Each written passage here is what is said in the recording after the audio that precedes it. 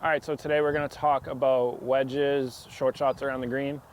We want to ideally pick one club that's our favorite club that we use everywhere, from right around the greens to where we go back to a full shot with that. That'll give us the chance to be the most consistent and have the most control of our distances. So right now we're going to talk about how to use the bounce. So this initial part right here is called the leading edge. That's going to dig into the ground. This back part is called the bounce. If we start to use this back edge to chip, we'll be able to use the ground to our advantage and we'll slide across the ground rather than digging into the green.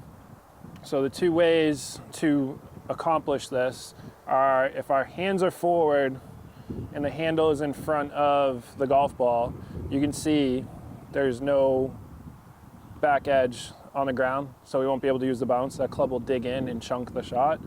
So we want to have something similar to a putting stroke where our hands are equal with the golf ball. Now that leading edge is off the ground and we'll bounce the club off of it. We also want to have a little bit higher of a handle, similar to our putter, so that way we are just initiating the bounce the whole time. So when my hands are in front and I go down to hit, you can see the club's going to stop and it's going to dig up the turf. To chip like that, our low point, or where we hit the ground, has to be in front of the golf ball.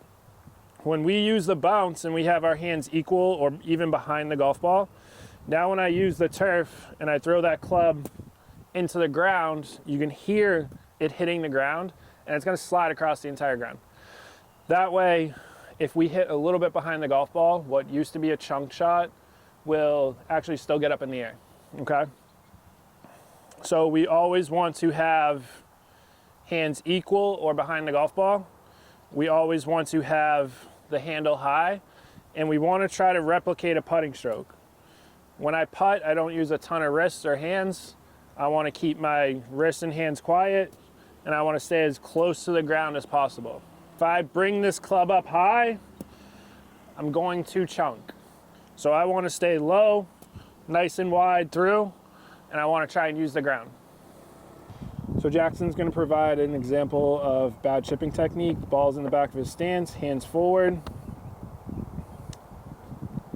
You can see the club stopped, did not get through the grass. This will result in either a bladed shot that screams across the green or a chunk shot. So now Jackson's going to use the technique that we're talking about with the hands equal to the golf ball. He's going to intentionally hit behind the golf ball. You're going to be able to see that the club slides across the grass, resulting in clean contact. All right, so the last piece we're going to talk about, the rough is your friend. And anytime the ball is in the rough, it's actually sitting up on a tee. So when I touch the ground here, the ball is actually sitting probably about a 1/4 inch to a 1/2 inch above the level of the ground. So right now I can use this like a tee. As long as I get down to the ground and you can hear that thumping action, now I don't really have to worry about my low point as much. I can hit behind the golf ball still and be able to get away with it. The most important piece in the rough is getting down to the ground. This will apply for any full shots as well, right? Anytime we're in the rough, we're sitting on a tee, we should be able to hit more effective shots out of the rough.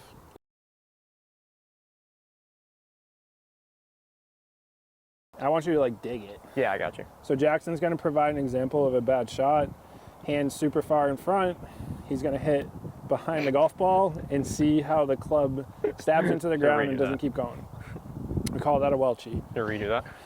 Yeah, Should we? Sure. I mean, I missed the ball. Do it again. I feel like I should actually call that a well.